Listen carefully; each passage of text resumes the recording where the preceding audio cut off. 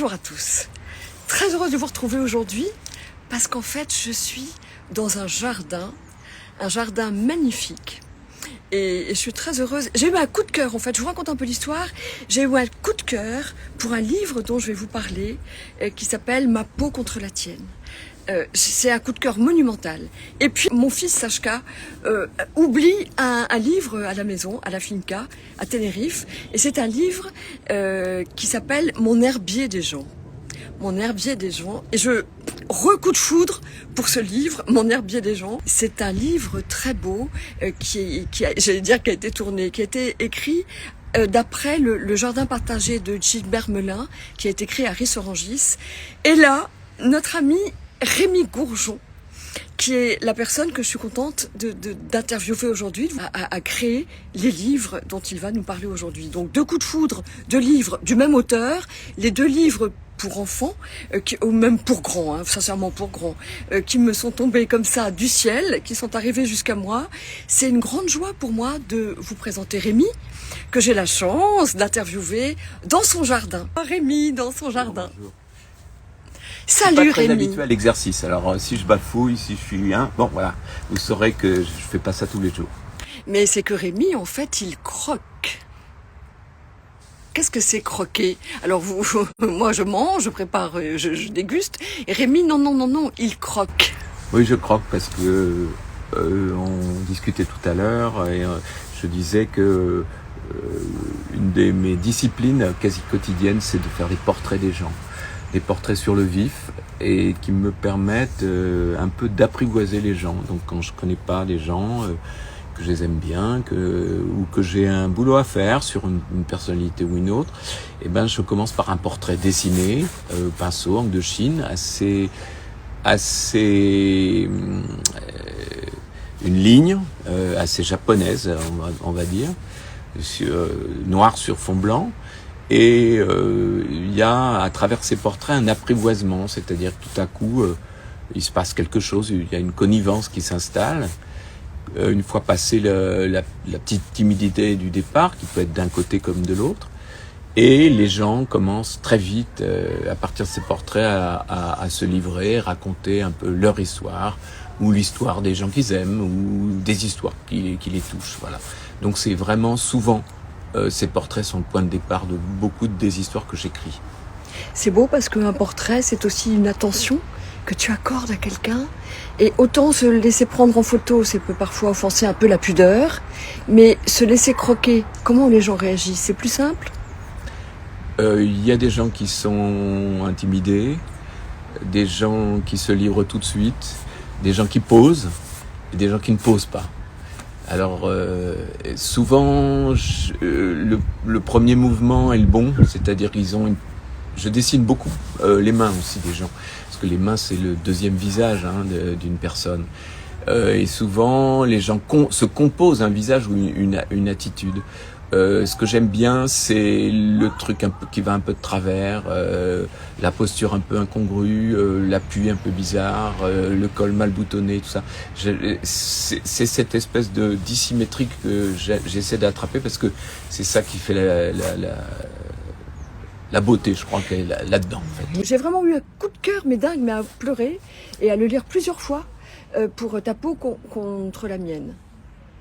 Alors Ta peau contre la mienne, l'histoire est particulière, c'est-à-dire que en littérature jeunesse, quand on est un auteur qui s'adresse à des enfants et qu'on dit à son éditeur mon prochain livre va s'appeler Ta peau contre la mienne, la première réaction c'est un frémissement. Ah mais oui, j'ai pas pensé. Et donc il a fallu que je convainque que ce dont je parlais, c'était la connivence et la fusion de cette petite fille avec son cheval et son. Alors bon, en plus c'est une histoire qui commence de manière tragique puisque c'est un western, donc il y a un méchant qui a tué le cheval de cette petite fille et elle se fait un blouson avec la peau de son cheval. Voilà.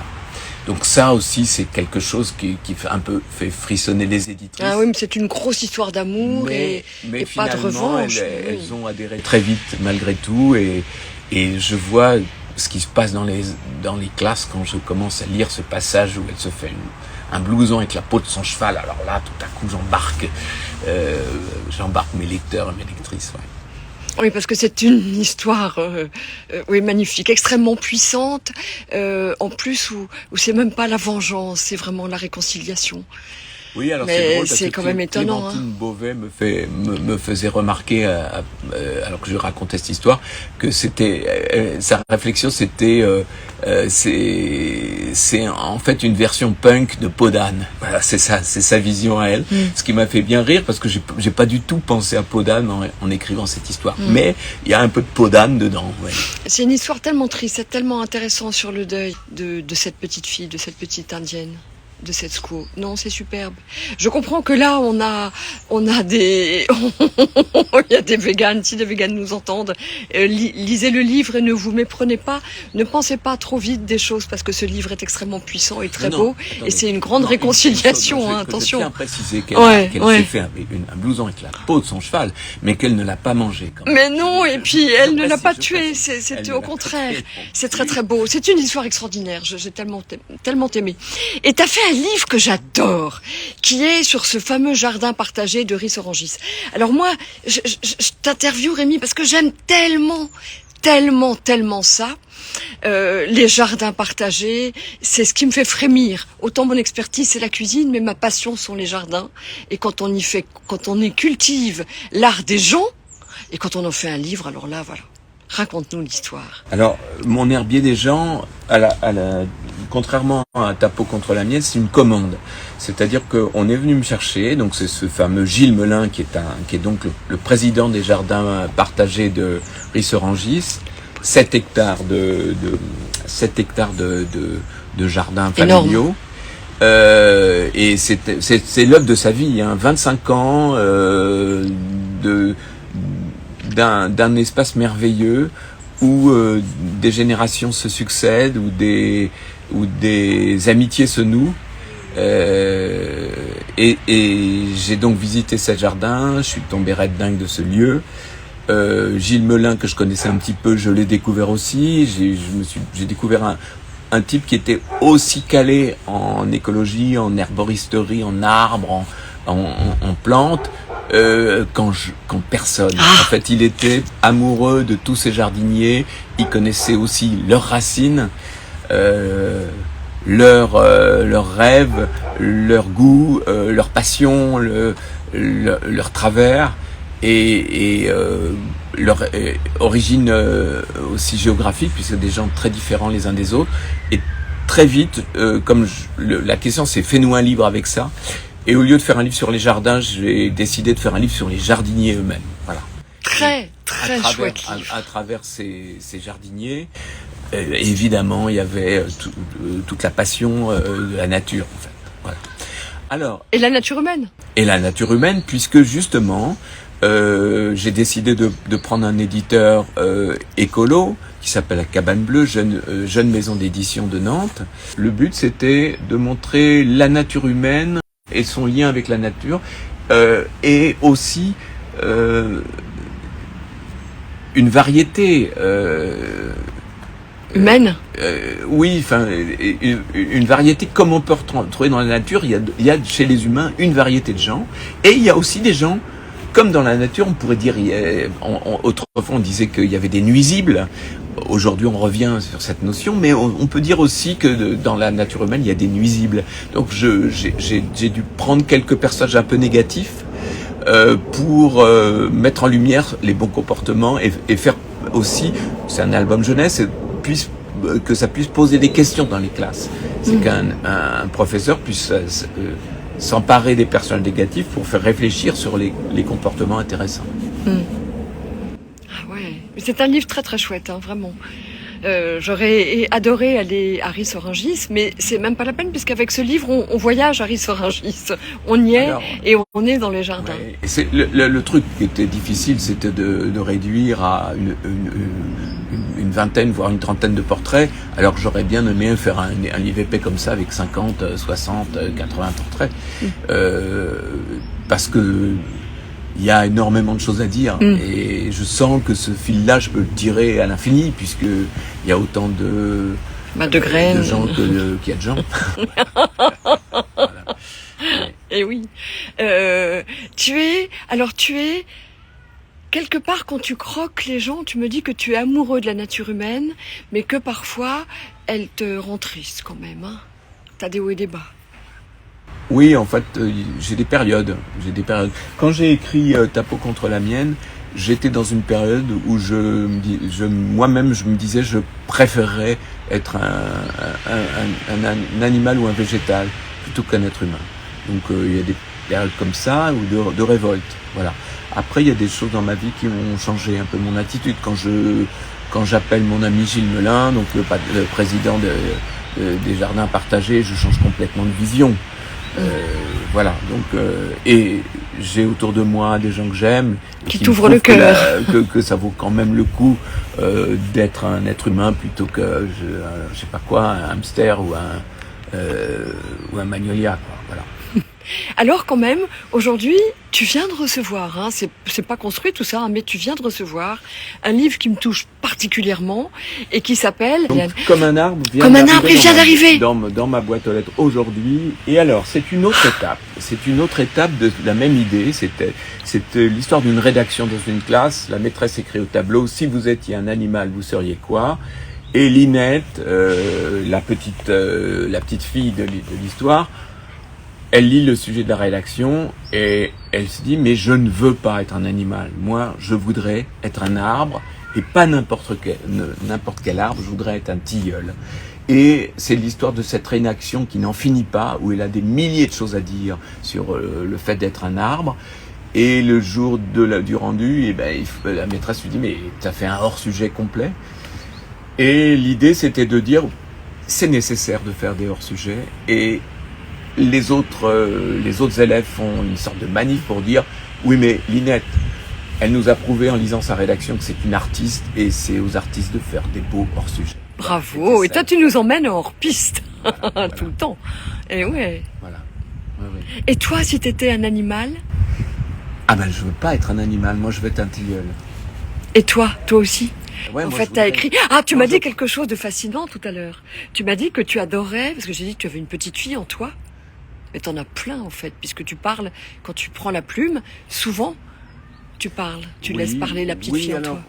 Je saurais pas trop dire pourquoi, mais ça vient peut-être de ma petite enfance où toutes les femmes que j'avais autour de moi étaient formidables, que ce soit ma mère, ma grande sœur de 2 ans de plus que moi, qui était formidable et qui est toujours formidable, et pour qui j'avais une admiration terrible, et puis mes maîtresses à l'école, qui étaient formidables. Alors du coup, c'est vrai que j'ai cette image magnifique des femmes et de leur courage et de leur force de caractère et tout ça, et j'ai très envie de parler de ça, quoi, dans mes livres.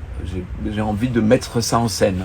Et je trouve qu'en plus, c'est bon, on a parlé beaucoup des mecs quand même. Temps de faire de la place, une belle place aux frangines. Voilà.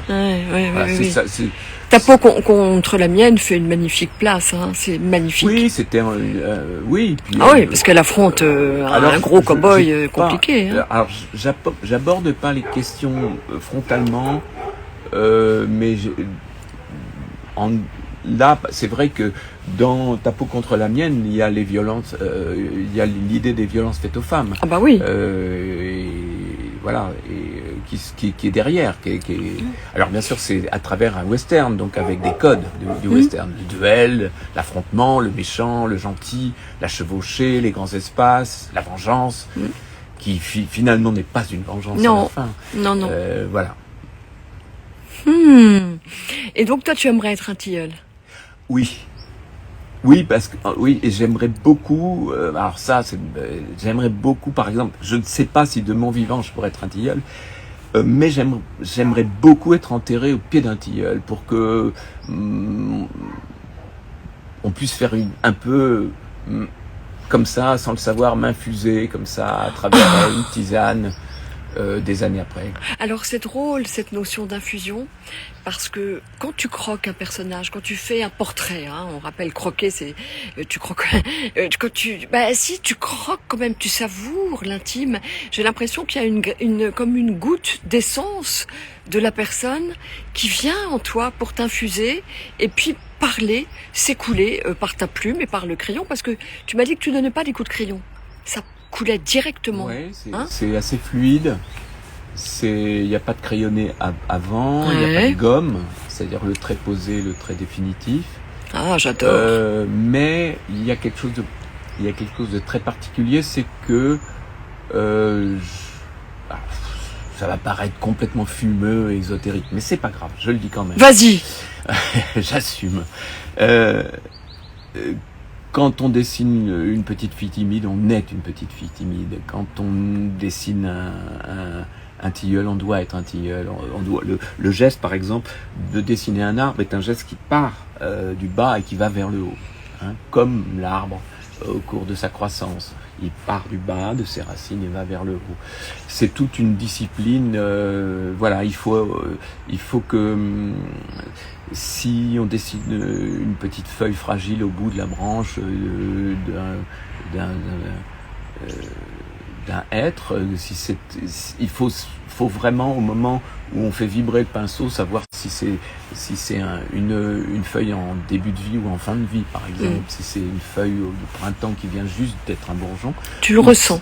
Ou si tu le ressens au moment où tu la peins. Oui, l'idéal pour bien la dessiner, c'est de savoir si le lendemain elle va se détacher parce que c'est l'automne. Voilà.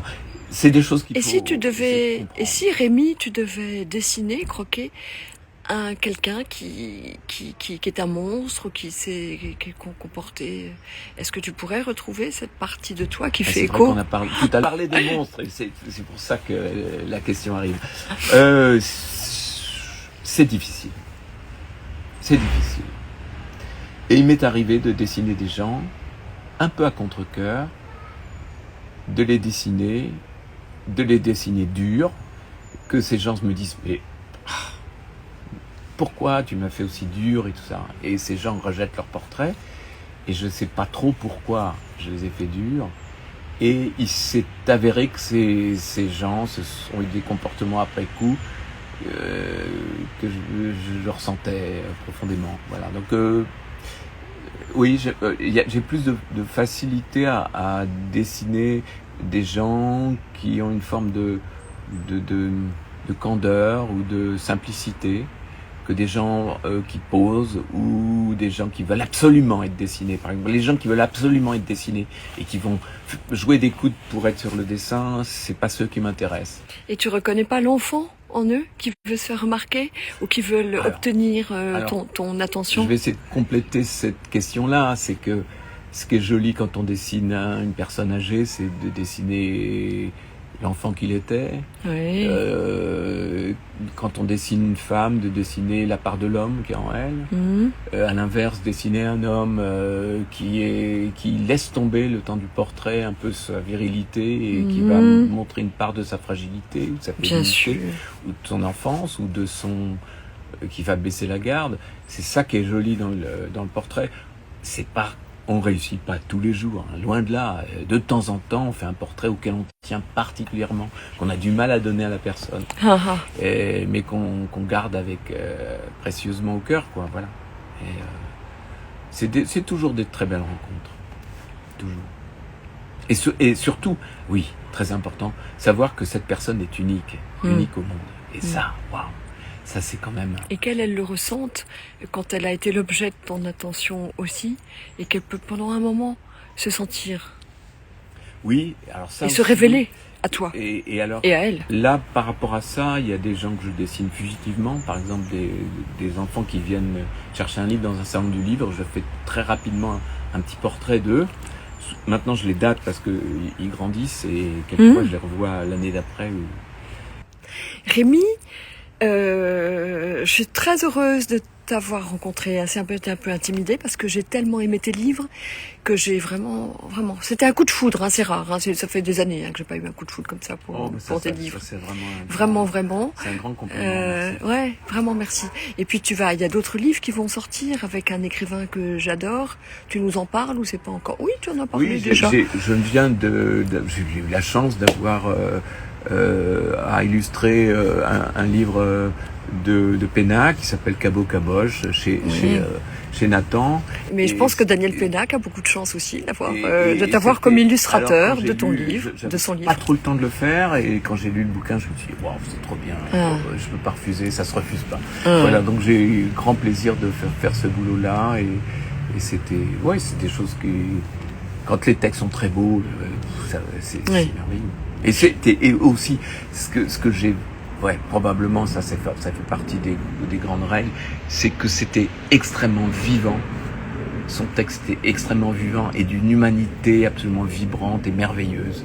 Donc voilà, je me sentais du coup très cousin du bonhomme. Voilà. Cool.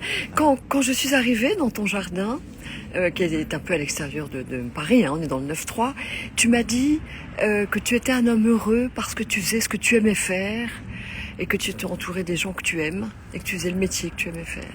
On rencontre pas souvent, Rémi, des gens heureux qui font ce qu'ils aiment faire dans le cadre qu'ils aiment. Donc je suis très contente de te partager. Merci, je ne savais pas très bien ce qui allait se passer, cette interview, voilà, mais je suis ravi, c'est un très bon moment. Je ne t'ai pas dessiné, mais pour la prochaine fois qu'on se voit, on prendra du temps pour que je te dessine. Je suis très contente de t'avoir interviewé. Merci beaucoup. Et puis, merci à toi, Rémi. Et puis, je vous retrouve la semaine prochaine. Salut à tous.